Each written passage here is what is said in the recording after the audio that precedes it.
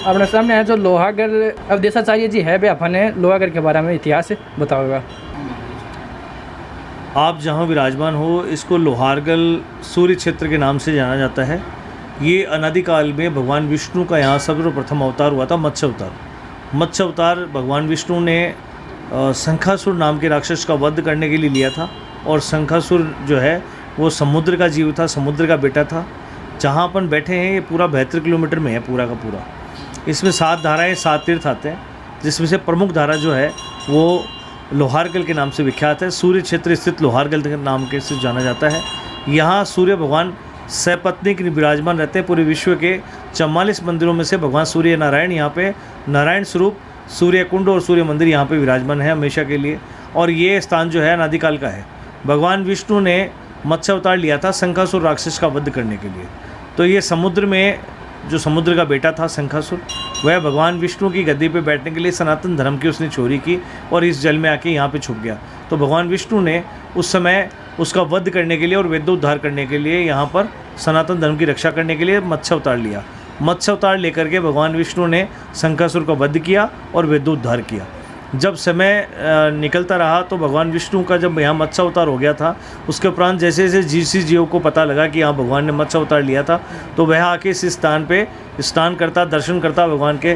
तो इस स्थान से पूरा 72 किलोमीटर का जो स्थान है उसमें कहीं पर भी स्नान कर लेता तो वह मोक्ष को प्राप्त हो जाता। तो भगवान विष्णु ने इस सृष्टि को बचाने के लिए कि सारे के सारे जीव प्राणी इस धरती पर आकर के और भगवान विष्णु के चरण में जा रहे हैं, एक मोक्ष प्रदान करने का ये 72 किलोमीटर का सरोवर जो था ये मोक्ष प्रदान करने का तीर्थ बन गया था। भगवान ने इस जल को ढकने का निश्चय किया और 72 किलोमीटर को ढकने के लिए बड़ी चीज़ की आवश्यकता पड़ी।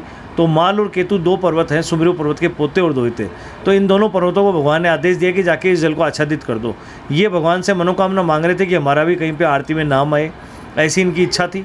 तो दोनों पर्वतों को भगवान ने आदेश दिया कि जाके इस ब्रह्म क्षेत्र को ढक दो। तो भगवान के बताए अनुसार ये आकर के दोनों भाई जो हैं सुमेरु पर्वत के पोते और दोहिते, ये दोनों माल और केतु जो अलग अलग भाई हैं, दोनों माल और केतु ये अलग अलग हैं, ये दोनों जो हैं तपस्या करने लग गए। यहाँ पे आकर के इस जल के ऊपर विराजमान हो गए। जैसे ही दबाव गिरा, दबाव गिरने से जल धाराएँ निकली। पहली धारा लोहारगल, दूसरी किरोड़ी, तीसरी शाकंभरी, फिर नागकुंड, टपकेश्वर, शोभावती और खोरीकुंड, ऐसे करके ये चारों तरफ ये जलधाराएँ निकली। जलधाराओं में अलग अलग समय में कोई स्नान कर सकता है, एक समय में कोई स्नान नहीं कर सकता, तो दर्शन नहीं कर सकता।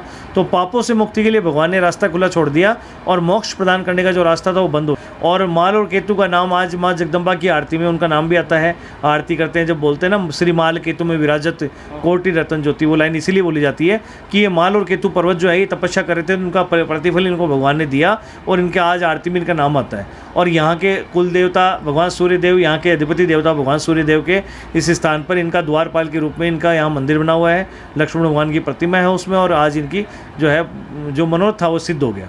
फिर समय रहते भगवान परशुराम जी ने धरती पे अवतार लिया।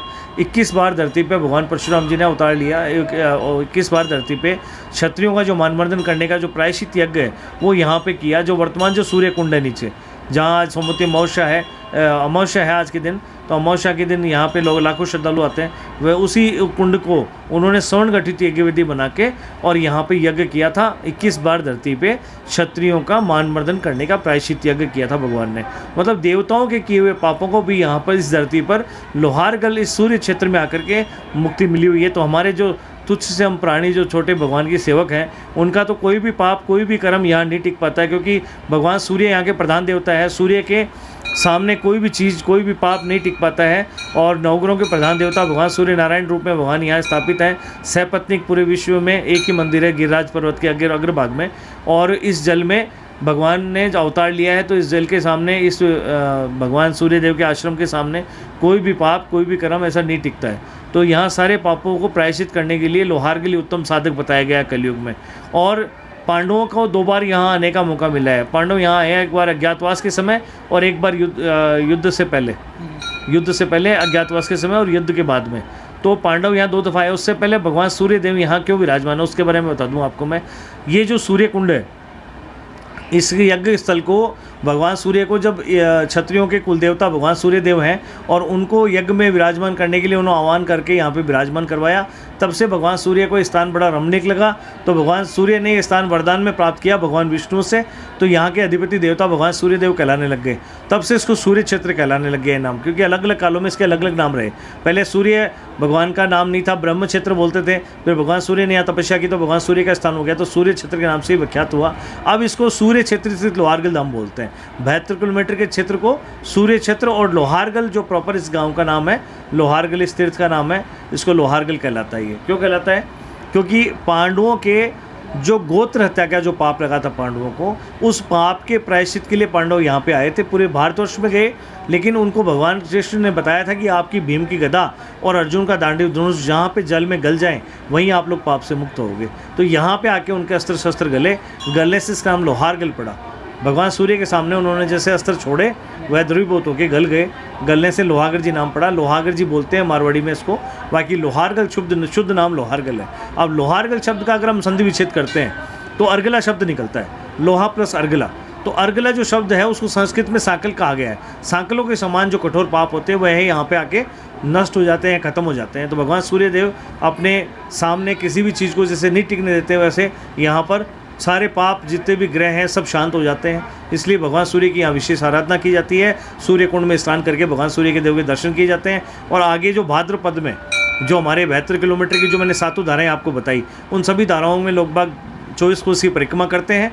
और इस प्रमुख धारा से सूर्य कुंड में स्नान करके सूर्य भगवान से आदेश लेके लोग बाग परिक्रमा करने जाते हैं। फिर पुनः वापस यहाँ आकर के सूर्य कुंड में स्नान करके भगवान सूर्य देव के दर्शन करके इनको धन्यवाद देके यात्रा समापन करते हैं। उस समय 25 लाख यात्री परिक्रमा में आते हैं। और अभी इस कोरोना काल में यात्रियों का थोड़ा सा आवागमन कम हो गया, लेकिन अभी भी यात्री जो हैं खूब आ रहे हैं और कार्यक्रम उसी प्रकार से किए जा रहे हैं। जनता को भगवान के प्रति इतना आस्था है और यहाँ तक आज तक कोई कोरोना का पेशेंट नहीं मिला, तो जनता में ये उत्सुकता है कि लोहारगल जाने से कोरोना नहीं होता है। लेकिन मैं आप लोगों से अपील करूँगा कि अपने मास्क लगाएं और सारी व्यवस्थाओं को सरकार के बताए अनुसार गाइडलाइन को पालना करते हुए कार्य को करें और सभी लोग इस वैश्विक महामारी से निजात पाएँ। भगवान सूर्यदेव आप लोगों को जैसे और जितने भी देवता हैं उन सबको यही ऊर्जा देते हैं। हमारे संसार में सृष्टि में ऊर्जा का पात्र भगवान सूर्यदेव हैं। और जब ये उदय होते हैं तो सारे जितने वैश्विक बीमारियां हैं या विषाणु जितने भी हैं वो नष्ट हो जाते हैं उनके उदय होने के बाद में। तो इस कोरोना काल को भी भगवान सूर्यदेव से निवेदन है कि आप इनको इस कोरोना काल को ख़त्म करें और जनता को पुनः इस जीवन में वापस से शांति से जीवन का जीने का एक आनंदमय जीवन को जीने का आशीर्वाद प्रदान करें। और सभी कोरोना गाइडलाइन की पालना करते हुए तीर्थों में जाएं, भगवान के दर्शन करें। अभी स्नान बंद है तो आप लोग स्नान भी ना करें, ऐसा मैं आप लोगों से निवेदन है। सभी सामूहिक स्नान ना करें। आज जैसे स्नान हो रहा है वो बड़ा गलत हो रहा है और जनता मानती नहीं है। लाखों श्रद्धालु आ जाते हैं भीड़ में, 4-5 पुलिस वाले कितना कंट्रोल कर पाएंगे। जय श्री राम, जय श्री राम।